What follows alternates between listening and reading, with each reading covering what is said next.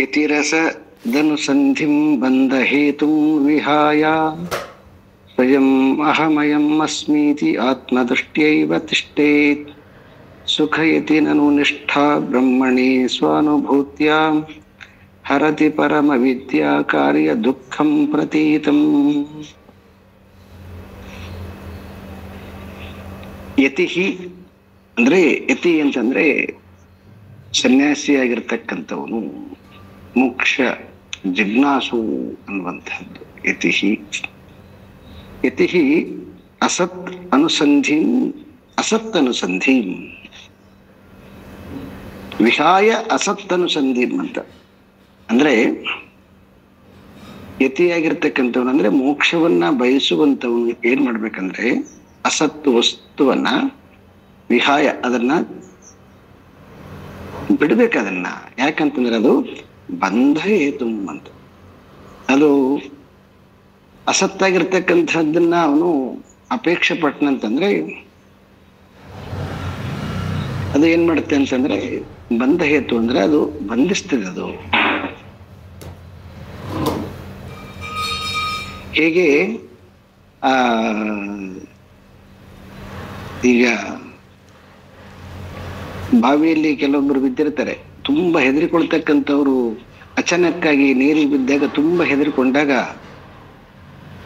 ಈಜ್ ಬರೋನು ಹೋಗಿ ಡೈರೆಕ್ಟ್ ಆಗಿ ಅವ್ರನ್ನ ಎಳ್ಕೊಂಡ್ ಬರಕ್ ಹೋಗ್ಬಾರ್ದು. ಯಾಕಂತಂದ್ರೆ ಅವ್ರು ಏನ್ ಮಾಡ್ಬಿಡ್ತಾರೆ, ಆ ಭಯದಿಂದ ಯಾರನ್ನ ಹೆಲ್ಪ್ ಮಾಡಕ್ ಹೋಗಿರ್ತಾನೋ ಅವನನ್ನ ತಿಂದು ಹಾಕಿಬಿಡ್ತಾರೆ ಅವರು. ಹಾಗೆ ಈ ಅಸತ್ ಅಂತಕ್ಕಂಥದ್ದು ಯಾವಾಗಲೂ ಅದು ಅಶಾಶ್ವತವಾಗಿರ್ತಕ್ಕಂಥದ್ದು. ಆ ಅಶಾಶ್ವತವಾಗಿರ್ತಕ್ಕಂಥದ್ದು ಇವನನ್ನ ಏನ್ ಮಾಡ್ತದೆ ಅಂತಂದ್ರೆ ಇವನನ್ನ ಒಮ್ಮೆಲೆ ಬಂಧಿಸಿ ಬಿಡ್ತದೆ. ಆ ಕಾರಣದಿಂದ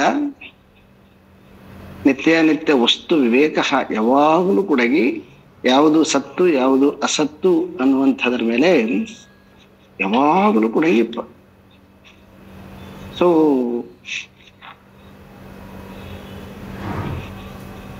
ಹೆಂಗ ಒಂದು ಬಕಪಕ್ಷಿ ಅದು ತನ್ನ ಆಹಾರಕ್ಕೋಸ್ಕರವಾಗಿ ಹೆಂಗ ಒಂಟಿಗಾಲ ನಿಂತುಕೊಂಡಿರ್ತದೋ ಹಾಗೆ ಜ್ಞಾನಿಯಾಗಿರ್ತಕ್ಕಂಥವನು ಸದಾ ಎಚ್ಚರವಾಗಿರ್ಬೇಕು ಅಂತಕ್ಕಂತಹದ್ದನ್ನ ಇಲ್ಲಿ ತೋರಿಸ್ತಾ ಇದ್ರು. ಎಲ್ಲಿ ಅವನು ದೃಷ್ಟಿಯನ್ನು ನೆಟ್ಟಿರ್ಬೇಕು, ಸ್ವಯಂ ಅಯಂ ಅಹಂ ಅಸ್ಮೀತಿ ಆತ್ಮದೃಷ್ಟಿಯೈವ ತಿಷ್ಠೇತ್. ಸ್ವಯಂ ನಾನು ಅಹಂ ಅಂದ್ರೆ ನಾನು ಈ ಅಹಂ ಅಲ್ಲ, ನಾನು ಆತ್ಮ ದೃಷ್ಟೈವ ತಿಷ್ಠೇತ್. ಆ ಆತ್ಮ ತತ್ವದಲ್ಲಿ ಯಾವಾಗಲೂ ಕೂಡ ನನ್ನನ್ನು ನಾನು ಸಂಪೂರ್ಣವಾಗಿ ಆ ಆತ್ಮಸ್ಥಿತಿಯಲ್ಲಿ ನಿಲ್ಲಿಸಿರ್ಬೇಕು ನನ್ನ ಮನಸ್ಸನ್ನ ಯಾವಾಗಲೂ ಕೂಡ. ಅವಾಗ ಅದೇನಾಗತ್ತ, ಸುಖಯತಿ ನಾನು ನಿಷ್ಠಾ ಬ್ರಹ್ಮಣಿ ಸ್ವಾನುಭೂತ್ವ ಅಂತ. ಸ್ವಯಂ ಅನುಭೂತ್ವ ಅಂತಂದ್ರೆ ಅದನ್ನ ಅನುಸಂಧಾನ ಮಾಡ್ತಾ ಆ ಸುಖರೂಪವಾಗಿರ್ತಕ್ಕಂತಹ ಬ್ರಹ್ಮಸ್ವರೂಪದಲ್ಲಿ ಮನಸ್ಸನ್ನ ಆ ಆನಂದ ಸ್ಥಿತಿಯಲ್ಲಿ ಅವನು ಇರಬೇಕು. ಹರತಿ ಪರಂ ಅವಿದ್ಯಾ ಕಾರ್ಯ ದುಃಖಂ ಪ್ರತೀತಂ. ಈ ರೀತಿಯಾಗಿ ಜ್ಞಾನಿಯಾಗಿರ್ತಕ್ಕಂಥವನು ನಿರಂತರವಾಗಿ ಆ ಜ್ಞಾನದ ಲಕ್ಷ್ಯದಲ್ಲಿ ಇದ್ದಂತಂದ್ರೆ ಅವಾಗ ಈ ಅವಿದ್ಯಾ ಕಾರ್ಯ ಅಂದ್ರೆ ಈ ಅವಿದ್ಯೆಯಿಂದ ಕೂಡಿರ್ತಕ್ಕಂತಹ ದುಃಖದಿಂದ ಕೂಡಿರ್ತಕ್ಕಂತಹ ಯಾವುದು ಅಜ್ಞಾನ ಇದೆಯೋ ಈ ಅಜ್ಞಾನವನ್ನ ಯಾವುದು ನಾಶ ಮಾಡುತ್ತೆ. ಹರತಿ ಅಂದ್ರೆ ನಾಶ ಯಾವುದು ಮಾಡುತ್ತೆ ಅಂತಂದ್ರೆ ಈ ಜ್ಞಾನ ಅಂತಕ್ಕಂಥದ್ದು ಮಾತ್ರ ಈ ದುಃಖ ರೂಪವಾಗಿರ್ತಕ್ಕಂತಹ ಕಾರ್ಯವನ್ನ ಅದು ನಾಶ ಮಾಡುತ್ತೆ.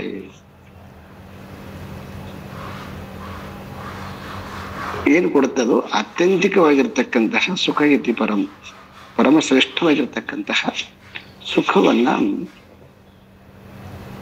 ಬ್ರಹ್ಮಜ್ಞಾನ ಕೊಡುತ್ತದೆ, ಆತ್ಮಚಿಂತನೆ ಕೊಡುತ್ತದೆ. ಆತ್ಮಚಿಂತನೆ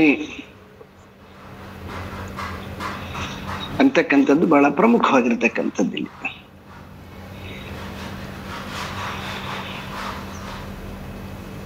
ಇಲ್ಲಿ ಅವರು ಒಬ್ಬ ಜಿಜ್ಞಾಸುಗೆ ಉಪದೇಶವನ್ನು ಮಾಡ್ತಾ ಇದ್ದಾರೆ. ಈಗಾಗಲೇ ಅವನಿಗೆ ನಾನು ಆತ್ಮಸ್ವರೂಪ ಅಂತಕ್ಕಂಥದ್ದು ಶಾಸ್ತ್ರದಿಂದ ತಿಳಿದಿದ್ದಾನೆ. ಶಾಸ್ತ್ರದಿಂದ ತಿಳಿದರೂ ಕೂಡ ಪುನಃ ಪುನಃ ಮತ್ತೆ ಏನ್ ಮಾಡುತ್ತೆ, ಈ ಅಸತ್ ಅಂತಕ್ಕಂಥದ್ದು ಪುನಃ ಮತ್ತೆ ಅವನನ್ನ ಬಂಧಿಸುವಂತಹ ಕಾರ್ಯದಲ್ಲಿ ಸದಾ ನಿರತವಾಗಿರುತ್ತದೆ. ಅದು ಅವಿದ್ಯಾ ಕಾರ್ಯವಾಗಿರ್ತಕ್ಕಂಥದ್ದು. ಅಂತಹ ಅವಿದ್ಯಾ ಕಾರ್ಯವಾಗಿರ್ತಕ್ಕಂತಹ ಈ ಸಂಸಾರವನ್ನ ಈ ಜ್ಞಾನ ಅಂತಕ್ಕಂಥದ್ದು, ನಾನು ಅಹಂ ಬ್ರಹ್ಮಾಸ್ಮಿ ಅನ್ನುವಂತಹ ಜ್ಞಾನ ಏನ್ ಮಾಡುತ್ತೆ, ಅದು ನಾಶ ಮಾಡುತ್ತೆ.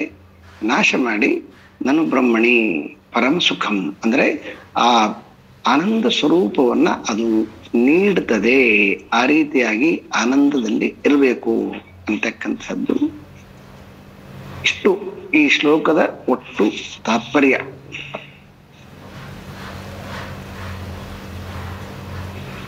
ಇತಿ ಅಸತ್ ಅನುಸಂಧಿಂ ಬಂಧಹೇತುಂ ವಿಹಾಯ ಸ್ವಯಂ ಅಯಂ ಅಹಂ ಅಸ್ಮೀತಿ ಇತಿ ಆತ್ಮದೃಷ್ಟೈವ ತಿಷ್ಠೇತ್ ಸುಖಯತಿ ನನು ನಿಷ್ಠಾ ಬ್ರಹ್ಮಣಿ ಸ್ವ ಅನುಭೂತ್ಯ ಪರಂ ಹರತಿ ಪರಂ ಅವಿದ್ಯಾ ಕಾರ್ಯ ದುಃಖಂ ಪ್ರತೀತಂ.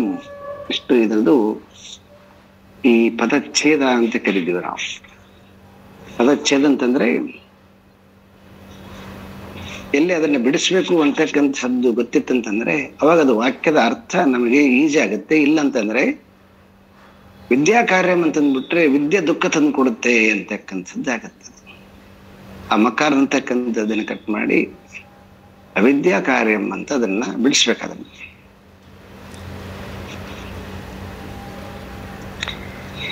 ಈ ಶ್ಲೋಕಗಳಲ್ಲಿ ಒಂದಿಷ್ಟು ಹೆಚ್ಚೆಚ್ಚಿಗೆ ಅಕ್ಷರಗಳನ್ನ ಹಾಕಿದ್ದಾರೆ. ಹಾಗಾಗಿ ನಾವು ಮೊದಲು ಏನು ಕೆಲವೊಂದು ಶ್ಲೋಕಗಳನ್ನ ರಾಗದಲ್ಲಿ ಏನದನ್ನ ಸಂಯೋಜನೆ ಮಾಡ್ತಿದ್ವು, ಆದರೆ ಈ ಶ್ಲೋಕಗಳು ಕೆಲವೊಂದು ಕಡೆ ಹೆಚ್ಚೆಚ್ಚು ಅಕ್ಷರಗಳು ಇರೋದ್ರಿಂದ ರಾಗ ಜೋಡಿಸ್ಬೋದೇನೋ, ಆದರೆ ಅಷ್ಟು ಕರೆಕ್ಟ್ ಆಗಿ ಕೂಡೋದಿಲ್ಲ. ಅಕ್ಷರ ಹೆಚ್ಚಿಗೆ ಇದೆ ಇದರಲ್ಲಿ. ಹಾಗಾಗಿ ಒಂದು ಸಾಮಾನ್ಯವಾದ ರಾಗದಲ್ಲಿ ಕೂಡ ಆಡ್ತಾ ಹೋಗ್ಬೋದು. ಆಡುವಾಗ ಅದನ್ನ ಸಾಧ್ಯವಾದಷ್ಟು ಬಿಡಿಸಿ ಹೇಳ್ತಕ್ಕಂತಹ ಪ್ರಯತ್ನ. ಬಿಡಿಸಿ ಒಂದು ಪಕ್ಷ ನಿಮಗೆ ಅದು ಎಲ್ಲಿ ಬಿಡಿಸ್ಬೇಕು ಅಂತಕ್ಕಂಥದ್ದು ಒಂದಿಷ್ಟು ತಿಳುವಳಿಕೆ ಇತ್ತಂತಂದ್ರೆ ಅವಾಗ ಅದು ಉಚ್ಚಾರಣೆ ಕೂಡ ಕರೆಕ್ಟಾಗಿ ಆಗತ್ತೆ. ಇಷ್ಟು ಗಮನದಲ್ಲಿ ಇಟ್ಕೋಬೇಕು. ಈಗ ವಿಷಯಕ್ಕೆ ಬರೋಣಂತ.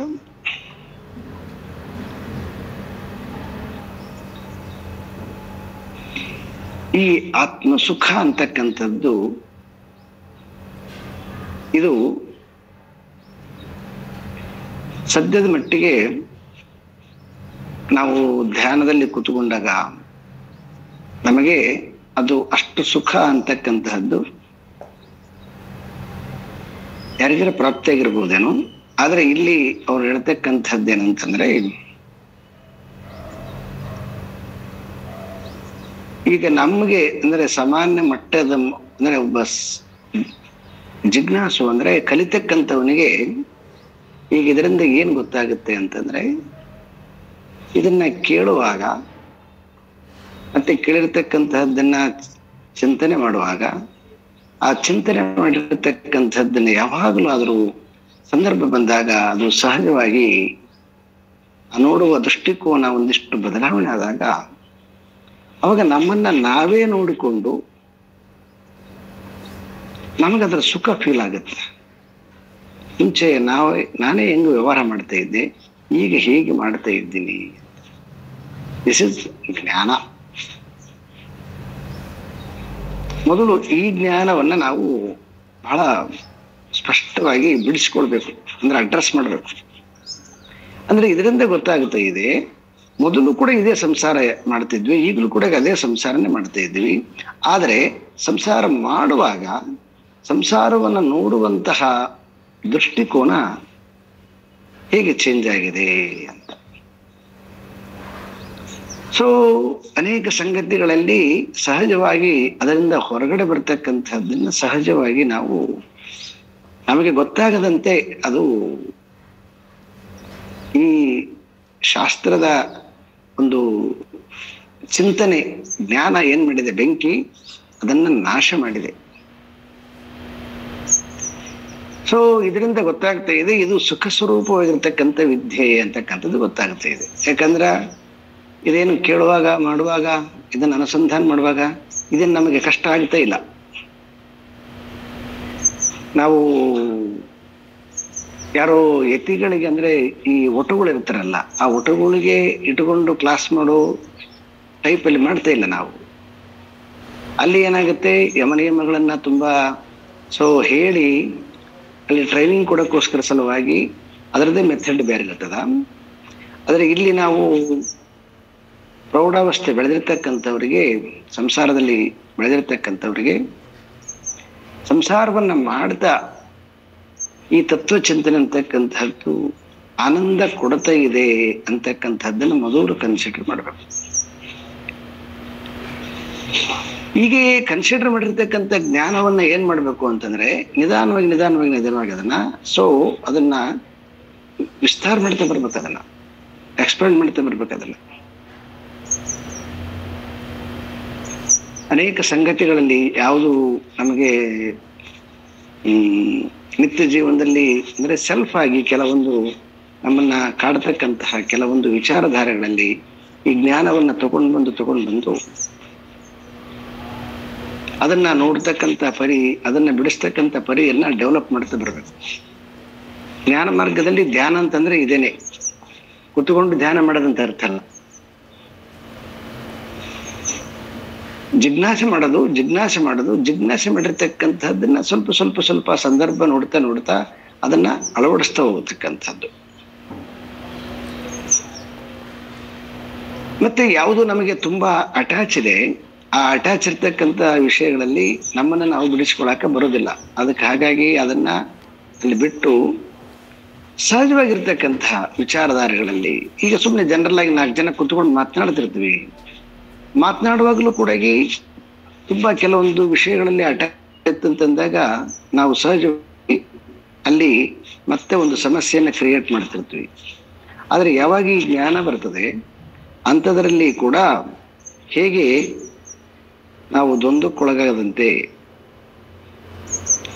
ಅಟ್ಯಾಚ್ಮೆಂಟ್ ಇಲ್ಲಾರದಂತೆ ಹೇಗೆ ಮಾಡಬಹುದು ಅಂತ.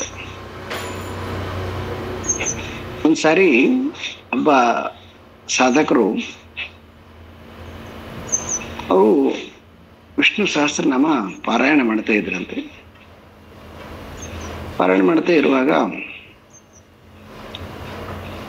ಅಚಾನಕ್ಕಾಗಿ ಈ ಸಂಸ್ಕೃತ ಕೆಲವೊಂದಷ್ಟು ಉಚ್ಚಾರಣೆ ಮಾಡುವಾಗ ಸಹಜವಾಗಿ 1-2 ಕಡೆಗೆ ಅವರು ತಪ್ಪಾಗಿ ಹೇಳಿದ್ರಂತೆ. ತಪ್ಪಾಗಿ ಹೇಳಿದ್ಮೇಲೆ ಅದು ಮುಗಿದ್ಮೇಲೆ ಅವಾಗ ಅವರು ಪಕ್ಕದವರು ಹೇಳಿದ್ರಂತೆ, ನೋಡಿ ನೀವು 2-3 ಕಡೆ ತಪ್ಪು ಮಾಡಿದ್ರಿ ನೀವು ಅಂತ ಹೇಳ್ಬಿಟ್ಟು. ಅವಾಗ ಅವರು ಆ ಮನಸ್ಸು ತಿಳಿಯಾಗಿರೋದ್ರಿಂದ, ಯಾರು ತಪ್ಪು ಮಾಡಿದ್ರು ಅವ್ರ ಮನಸ್ಸು ತಿಳಿಯಾಗಿರೋದ್ರಿಂದ ಅವರು ಹೇಳಿದ್ರಂತೆ, ಸ್ವತಃ ವ್ಯಾಸ ಮಹರ್ಷಿಗಳೇ ಅದನ್ನೆಲ್ಲ ಬರೆದ ಮೇಲೆ ಮತ್ತೆ ಪುನಃ ಹೇಳಿಬಿಟ್ಟಿದ್ದಾರೆ, ಯದಕ್ಷರ ಅಂತ ಹೇಳ್ಬಿಟ್ಟು. ಅಂದ್ರೆ ಎಲ್ಲಿ ಅಕ್ಷರ ಮಾತ್ರ ಗಣ ಎಲ್ಲಿ ತಪ್ಪಾಗುತ್ತೋ ಆ ತಪ್ಪು ಎಲ್ಲವೂ ಕೂಡ ಅದು ನೀನು ಕ್ಷಮಿಸ್ತೀಯ ಅಂತ ಹೇಳಿ ನಿನ್ನನ್ನ ನಾನು ಪ್ರಾರ್ಥಿಸ್ತೇನೆ ಅಂತ ಹೇಳ್ಬಿಟ್ಟು ನಾನು ಹೇಳ್ಬಿಟ್ಟಿದ್ದೀನಿ. ಹಾಗಾಗಿ ಅದು ತಪ್ಪು ಒಪ್ಪಿಲ್ಲದ್ರೂ ಕೂಡ ಕೃಷ್ಣಾರ್ಪಣಂ ಅಂತ ಹೇಳ್ಬಿಟ್ಟಿದ್ದೀನಿ ಅಂತ ಹೇಳ್ಬಿಟ್ರ. ಇದು ಏನ್ ತೋರಿಸುತ್ತೆ ಅಂತಂದ್ರೆ ಸಾತ್ವಿಕ ಲಕ್ಷಣ ತೋರಿಸುತ್ತೆ.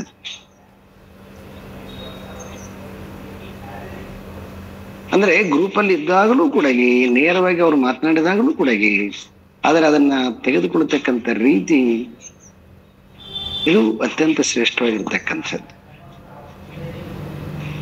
ಹಾಗಾಗಿ ನಮಗೆ ಈ ಜ್ಞಾನ ಯಾವಾಗ ಅಂತಂದ್ರೆ ವ್ಯಾಸರನ್ನ ಚೆನ್ನಾಗಿ ಓದಿದ್ವಿ ನಾವು ಅನ್ಕೊಂಡ್ರೆ ಅವಾಗ ತುಂಬಾ ಈಜಿ ಆಗತ್ತೆ. ನಾವು ಯಾವಾಗ ಬರೀ ವಿಷ್ಣು ಸಹಸ್ರನಾಮ ಅಷ್ಟೇ ನಮ್ಮ ಗಮನ ಇತ್ತು, ವ್ಯಾಸರ ಹೃದಯ ಏನಂತ ಗೊತ್ತಿಲ್ಲದೆ ಹೋಗ್ಬಿಟ್ಟಾಗ ಏನಾಗುತ್ತೆ, ಅವಾಗ ನಮಗೆ ದುಃಖ ಆಗತ್ತ.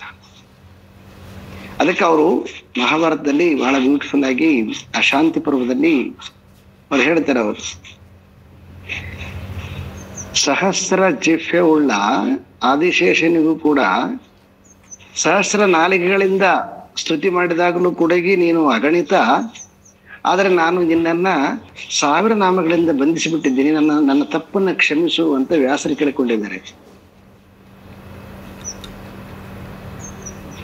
ಈ ರೀತಿಯಾಗಿರ್ತಕ್ಕಂತಹ ತಿಳುವಳಿಕೆ ನಮಗೆ ವ್ಯಾಸರಿಂದ ಸಿಗುತ್ತೆ. ಸೊ ಈ ರೀತಿಯಾಗಿರ್ತಕ್ಕಂತಹ ವಿಚಾರಧಾರೆಗಳನ್ನ ನಾವು ಯಾವಾಗ ಬೆಳೆಸ್ಕೊಳ್ತಾ ಹೋಗ್ತೀವಿ, ಅವಾಗ ನಮಗೆ ನಮ್ಮ ಸೆಲ್ಫ್ ಅಭಿಮಾನ ಅಂತ ಏನ್ ಕರಿತೀವಿ, ಅದು ನಿಧಾನವಾಗಿ ಪರಮಾತ್ಮನಿಗೆ ಸಮರ್ಪಣೆ ಮಾಡಿಕೊಳ್ತಾ ಆ ಅಭಿಮಾನ ನಿಧಾನವಾಗಿ ಕಡಿಮೆ ಆಗ್ತಾ ಬರ್ತದೆ. ಅಲ್ಲಿ ಯಾರನ್ನ ತರಬೇಕಲ್ಲಿ? ಅಲ್ಲಿ ಪರಮಾತ್ಮನನ್ನ ತರಬೇಕಲ್ಲಿ. ಪರಮಾತ್ಮನ ಇಚ್ಛೆಯಿಂದ ಮಾಡ್ತಾ ಇದ್ದೀನಿ, ಪರಮಾತ್ಮನ ಕರುಣೆಯಿಂದ ಮಾಡ್ತಾ ಇದ್ದೀನಿ. ಈ ರೀತಿಯಾಗಿ ಯಾವಾಗ ನಮಗೆ ಭಾವನೆ ಬರ್ತದೆ, ಭಾವನೆ ಬಂದಾಗ ಅವಾಗ ನಮ್ಮ ಮನಸ್ಸು ಆ ಕ್ಷಣದಲ್ಲಿನೇ ತಿಳಿಯಾಗ್ತಾ ಬರ್ತದೆ. ಇಟ್ ಈಸ್ ಸುಖ. ಯಾವಾಗ ಅದನ್ನ ನಾವು ಮಾಡ್ತಾ ಹೋಗ್ತೀವಿ, ಆಮೇಲೆ ನಿಧಾನವಾಗಿ ಈ ಗ್ರೂಪಲ್ಲಿ ಇರ್ತಕ್ಕಂತಹ ಎಲ್ಲಾ ಸಂದರ್ಭಗಳಲ್ಲಿ ಕೂಡ ಮನುಷ್ಯ ಸುಲಲಿತವಾಗಿ ಅದರಿಂದ ಆಚೆ ಬರ್ತಕ್ಕಂತಹದ್ದನ್ನ ಅವನು ಸಹಜವಾಗಿ ಅದನ್ನ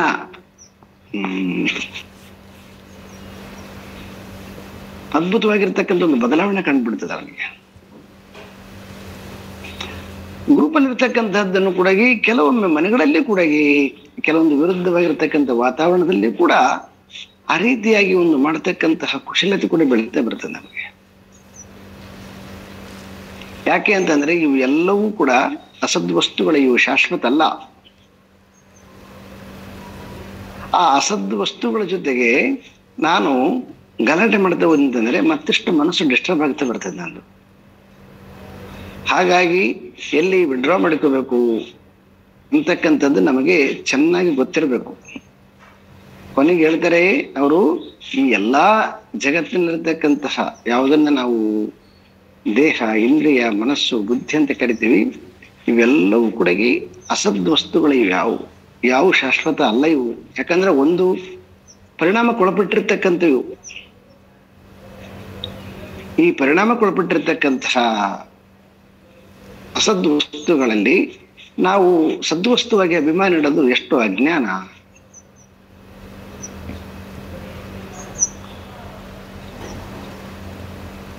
ಸೊ ಈ ರೀತಿಯಾಗಿ ಜ್ಞಾನಿ ಅಂದ್ರೆ ಮುಮುಕ್ಷು, ಜಿಜ್ಞಾಸು ತನ್ನನ್ನು ತಾನು ಯಾವಾಗಲೂ ಕೂಡ ಈ ರೀತಿಯಾಗಿ ಪರೀಕ್ಷೆಗೆ ಒಡ್ಡಿಕೊಳ್ಬೇಕು. ಪರೀಕ್ಷೆಗೆ ಒಡ್ಡಿಕೊಂಡಂತಂದ್ರೆ ಅವಾಗ ಅವನು ಗೀತಾಚಾರ್ಯ ಹೇಳಿದಂತೆ ಪಶ್ಯನ್, ಶೃಣ್ವನ್, ಸ್ಪೃಶನ್, ಜಿಜ್ಞನ್ ಅಂತ ಹೇಳುವಾಗ ನಿತ್ಯ ಕಾರ್ಯ ಮಾಡ್ತಾನು ಕೂಡ ನಾವು ಸುಖವಾಗಿರಕ್ ಬರ್ತದೆ. ಸುಖ ಬ್ರಹ್ಮಣಿ ಸುಖ ಅಂದ್ರೆ ಆ ಅಹಂಕಾರವನ್ನ ಕಳಚಿ ನಿರಹಂಕಾರನಾಗಿ, ಮಮಕಾರವನ್ನ ಕಳಚಿ ಆ ಮಹಾದೇವನಲ್ಲಿ ಮನಸ್ಸು ಲಯ ಮಾಡತಕ್ಕಂತಹ ಒಂದು ಸ್ಥಿತಿಯನ್ನ ನಾವು ಬರ್ಬೇಕು. ಬೆಳೆಸ್ತಾ ಬಂದಾಗ ಅವಾಗ ಅದು ಆತ್ಯಂತಿಕ ಅಂದ್ರೆ ಅದು ನಮಗೆ ಮನುಷ್ಯನಿಗೆ ಸುಖವನ್ನ ಕೊಡುತ್ತೆ ಅಂತ.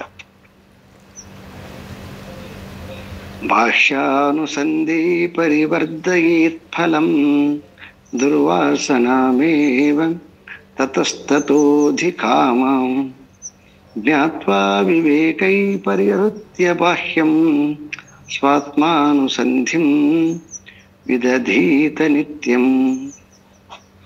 ಬಾಹ್ಯ ಅನುಸಂಧಿ ಪರಿವರ್ಧಯೇತ್ ಫಲಂ ದುರ್ವಾಸನಾಂ ಏವ ತತಃ ತತೋ ಅಧೀಕಾಂ ಜ್ಞಾತ್ವಾ ವಿವೇಕೈಃ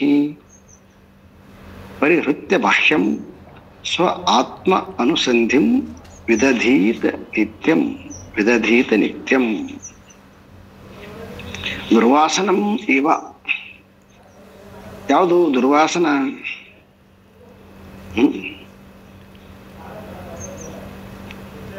ದುರ್ವಾಸನ ಪರಿವರ್ಧಯೇತ್ ಫಲಂ ಬಾಹ್ಯ ಅನುಸಂಧಿ ಅಂತ.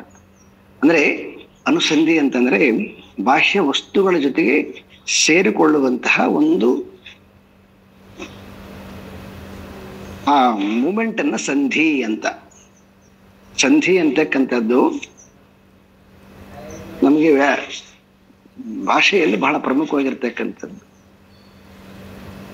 ಕತ್ತಲಿನಿಂದ ಸೂರ್ಯ ಬೆಳಗ್ತಕ್ಕಂತಹ ಸಮಯ ಸಂಧಿ, ಪ್ರಾತಃ ಸಂಧಿ, ಮಧ್ಯಾಹ್ನ ಸಂಧಿ, ಅಪರಾಹ್ನ ಸಂಧಿ, ಸಾಯಂ ಸಂಧಿ ಅಂತ ಹಿಂಗ ಆ ಒಂದು ಹೋಗಿ ಇನ್ನೊಂದು ಬರ್ತಕ್ಕಂಥ ಸಂಧಿ ಅಂತ.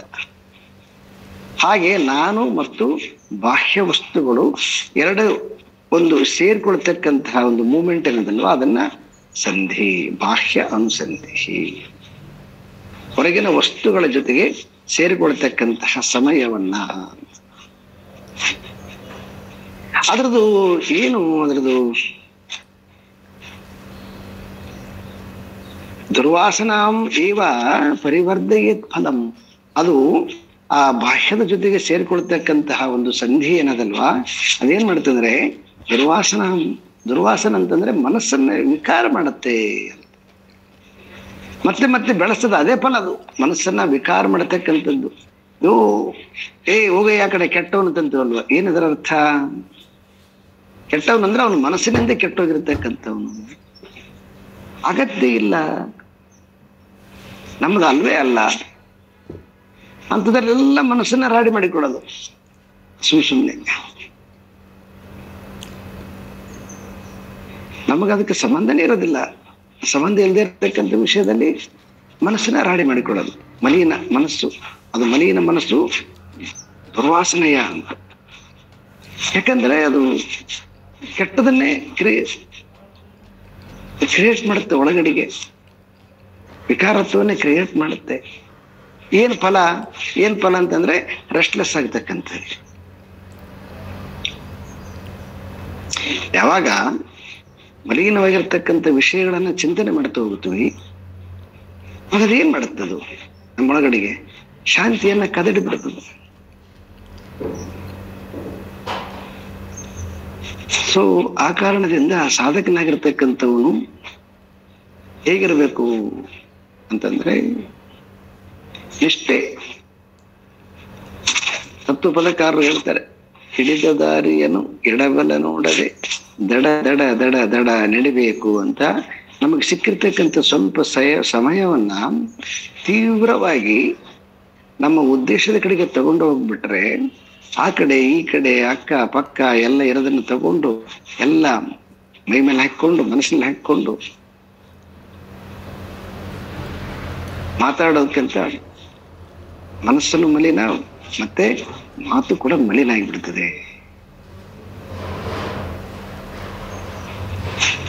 ಅದು ಮತ್ತೆ ಮತ್ತೆ ಏನ್ ಮಾಡುತ್ತೆ, ಪರಿವರ್ಧಯೇತ್ ಫಲಂ, ಮತ್ತೆ ಮತ್ತೆ ಹೆಚ್ಚಿಗೆ ಮಾಡುತ್ತದೆ. ಯಾಕಂದ್ರೆ ಅದು ಮೊದಲೇ ಆಲ್ರೆಡಿ ಅದರದು ತತಃ ತಥೋ ಅಧೀಕಾಂ ಅಂತ ಮತ್ತೆ ಮತ್ತೆ ಜಾಸ್ತಿ ಮಾಡಿಬಿಡುತ್ತೆ, ಅದು ಅಧಿಕ ಮಾಡಿಬಿಡ್ತದೆ. ಆ ಕಾರಣದಿಂದ ಜ್ಞಾತ್ವ ವಿವೇಕೈಹಿ ಅಂದ್ರೆ ವಿವೇಕಿಯಾಗಿರ್ತಕ್ಕಂಥವನು ಪರಿಹೃತ್ಯ ಬಾಹ್ಯಂ ಅಂದ್ರೆ ಏನ್ ಮಾಡ್ಬೇಕು, ಅದನ್ನ ತ್ಯಜಿಸ್ಬೇಕು. ಅದನ್ನ ಆತ್ಮಾನುಸಂಧಿನ್ ದಧೀತ ನಿತ್ಯಂ. ಹಾಗಾಗಿ ಬಾಹ್ಯಾನುಸಂಧಿ ಆತ್ಮಾನುಸಂಧಿ, ಇಲ್ಲಿ ಎರಡು ಬಹಳ ಇಂಪಾರ್ಟೆಂಟ್ ಪಾಯಿಂಟ್ಗಳು. ಬಾಹ್ಯಾನುಸಂಧಿ ಏನ್ ಮಾಡ್ತದೆ, ದುರ್ವಾಸನೆಯನ್ನ ಪರಿವರ್ಧಯೇ ಮತ್ತೆ ಮತ್ತೆ ಮತ್ತೆ ಮತ್ತೆ ವಿಕಾರವನ್ನ ಹೆಚ್ಚಿ ಮಾಡಿಕೊಂತ ಹೋಗುತ್ತದೆ, ಅಧಿಕ ಮಾಡ್ತಾ ಹೋಗ್ತದೆ. ಆದರೆ ಇದು ಈ ಆತ್ಮಾನುಸಂಧಿ ಮನಸ್ಸಿನ ಅಂತರಂಗದ ಶಾಂತತೆಯನ್ನ ಹೆಚ್ಚು ಮಾಡ್ತಾ ಹೋಗ್ತದೆ. ವಿದಧೀತ ನಿತ್ಯಂ, ಇದನ್ನು ಯಾವಾಗಲೂ ಕೂಡ ನಿತ್ಯವಾಗಲೂ ಕೂಡ ಈ ಆತ್ಮಚಿಂತನೆಯನ್ನ ಮಾಡಬೇಕು. ಸೊ ಇಲ್ಲಿ ನಾವು ಬಹಳ ಪ್ರಮುಖವಾಗಿ ಆಚಾರ್ಯ ಶಂಕರರು ಈ ಎರಡು ಶ್ಲೋಕಗಳಲ್ಲಿ ಬಾಹ್ಯವಾಗಿರ್ತಕ್ಕಂತಹ ನಮಗೆ ಅದು ಸಂಸಾರ ಮಾಡುವಾಗ ಸರಿ ಬೇಕಾಗಿರ್ತಕ್ಕಂಥ ವಿಷಯ.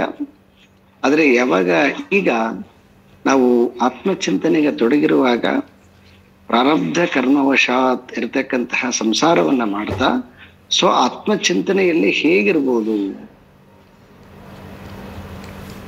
ಇದು ಬಹಳ ಪ್ರಮುಖವಾಗಿ ಬೇಕಾಗಿರ್ತಕ್ಕಂಥ. ಈಗ ನೋಡಿ, ಒಬ್ಬ ಸೈಂಟಿಸ್ಟ್ ನೋಡಿ, ಅವ್ರದ್ದು ಯಾವಾಗಲೂ ಮನಸ್ಸು ಆ ಸಬ್ಜೆಕ್ಟ್ ಅಲ್ಲಿ ಇರ್ತದ. ಜನರಲ್ ಆಗಿ ಅವರು ಇದಕ್ಕೇನೆ ಬರೋದಿಲ್ಲ ಅವರು. ಯಾಕೆ ಅಂತಂದ್ರೆ ಯಾವಾಗಲೂ ಕೂಡ ಅವರು ಸಂಸಾರದಲ್ಲಿ ಇದ್ದರೂ ಕೂಡ ಮನಸ್ಸು ಮಾತ್ರ ಯಾವಾಗಲೂ ಕೂಡ ಆ ತಾವು ಸಂಶೋಧನೆ ಮಾಡತಕ್ಕಂತಹ ಯೋಚನೆಯಲ್ಲಿ ಇರ್ತದ. ಇದ್ದು ಕೂಡ ಇಲ್ದಂಗೆ ಇರ್ತಾರೆ ಅವರು. ಸಂಸಾರದಲ್ಲಿ ಇರ್ತಾರೆ, ಆದ್ರೆ ಮನಸ್ಸು ಮಾತ್ರ ಯಾವಾಗಲೂ ಕೂಡ ತಾವು ಏನು ಸಂಶೋಧನೆ ಮಾಡಕ್ ಹೊರಟಿದ್ದಾರೋ ಆ ಕಡೆಗೇನೆ ಇರ್ತದ. ಮತ್ತೆ ಇದನ್ನೆಲ್ಲ ಚೆನ್ನಾಗಿ ಮಾಡ್ತಾರ. ಚೆನ್ನಾಗಿ ಅಂತಂದ್ರೆ ಅವ್ರಿಗೆ ಇಲ್ಲಿ ಏನ್ ಇರಂಗಲ್ಲ, ಏನ್ ಕೇಳ್ತಾರೆ, ಏನ್ ಮಾತಾಡ್ತಾರ, ಅದಕ್ಕೆ ಹೆಸರಿಗಂತ ಹೋಗ್ಬಿಡ್ತಾರೆ ಅವರು. ಪ್ರಶ್ನೆ ಬರಂಗಿಲ್ಲ ಅಲ್ಲಿ. ಅದನ್ನೇ ಬಿಟ್ಟು ಅಷ್ಟು ಡಿಟ್ಯಾಚ್ಮೆಂಟ್ ಇಲ್ಲದೆ ಇದರಲ್ಲಿ ಅಟ್ಯಾಚ್ಮೆಂಟ್ ಇತ್ತಂದ್ಗಳಿಗೆ ಅವಾಗ ಏನ್ ಶುರುವಾಗುತ್ತೆ, ಅದು ಯಾಕೆ, ಇದು ಯಾಕೆ, ಇದು ಸರಿ, ಅದು ತಪ್ಪನ್ನು ಶುರುವಾಗಿಬಿಡುತ್ತೆ. ಏನಾಯ್ತು, ಮನಸ್ಸು ಅವಾಗ ನ್ಯಾಚುರಲ್ ಆಗಿ ಮಲಿನ ಆಗಿಬಿಡ್ತು.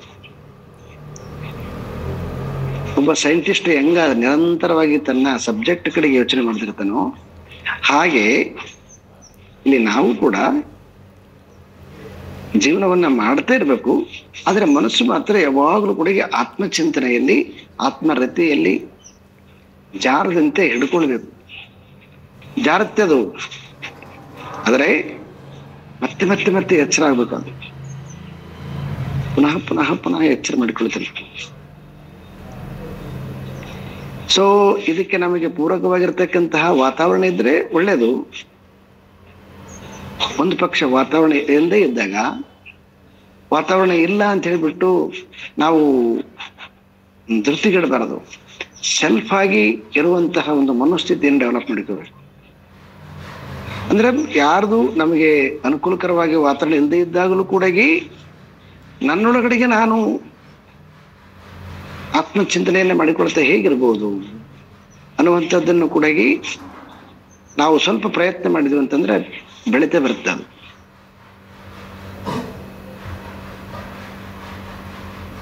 ಈ ರೀತಿಯಾಗಿ ಪ್ರಾಕ್ಟೀಸ್ ಮಾಡ್ತಾ ಬಂದ್ವಿ ಅಂತಂದ್ರೆ ಅವಾಗ ಏನಾಗುತ್ತೆ, ಮನಸ್ಸು ನಿತ್ಯ ನಿತ್ಯ ನಿತ್ಯ ನಿತ್ಯ ನಿತ್ಯ ಪರಿಶುದ್ಧ ಆಗ್ತಾ ಬರ್ತದೆ. ಮತ್ತೆ ಯಾರು ಪರಿಶುದ್ಧರಾಗಿರ್ತಾರೋ, ಮನಸ್ಸು ಶುದ್ಧವಾಗಿರುತ್ತೋ, ಅವಾಗ ಅವರು ಆನಂದವಾಗಿರ್ತಾರೆ.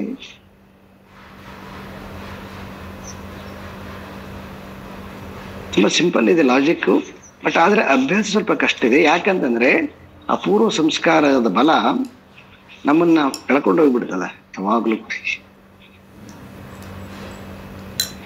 ಅದಕ್ಕೆ ಸೊ ನನಗೆ ಕೆಲವೊಂದಿಷ್ಟು ಫ್ರೆಂಡ್ಸ್ ಇದ್ದಾರೆ. ಅವರೆಲ್ಲರೂ ಕೂಡ ನಾವು ಹೈಸ್ಕೂಲ್ ಇರುವಾಗ, ಇಲ್ಲೆಲ್ಲ ಓದುವಾಗ ಸೊ ಕ್ಲೋಸ್ ಆಗಿರ್ತಕ್ಕಂಥವ್ರು. ಇವಾಗಲೂ ಕೂಡ ಅದೇ ಒಂದು ರಿಲೇಷನ್ ಇರ್ತದೆ, ಅದೇ ಫ್ರೆಂಡ್ಸ್ ಲೆವೆಲ್ ಅಲ್ಲಿ ರಿಲೇಷನ್ ಇರ್ತದೆ.